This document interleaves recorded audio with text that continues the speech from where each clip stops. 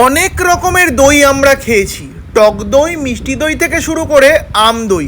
কিন্তু যে দই জগৎ বিখ্যাত সেটা হলো গঙ্গারামপুরের নয়া বাজারের চন্দনচূড় খাসা দই বা ক্ষীর দই। সত্যি অবাক হওয়ারই মতন এখানকার দই তৈরির প্রক্রিয়া।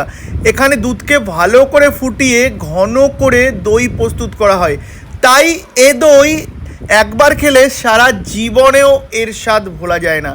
চলুন তাহলে গঙ্গারামপুরের সেরা দই কারখানায় ঢুকে দেখে নেই জগৎ বিখ্যাত চন্দনচূড় খাসা দই বা ক্ষীর দই তৈরির আকর্ষণীয় সব পদ্ধতি। তবে তার আগে এখনই যারা আমাদের ফেসবুক পেজটাকে ফলো করনি তাড়াতাড়ি ফলোটা করে দাও। বেঁচে আছি যতদিন, খেয়ে যাবো ততদিন। আমরা কিন্তু বাঁচার জন্য খাই না, খাওয়ার জন্য বাঁচি। ইয়াস। আর এই পাশটায় দেখাতে পাচ্ছি গঙ্গারামপুরের যে বিখ্যাত দইটা আছে।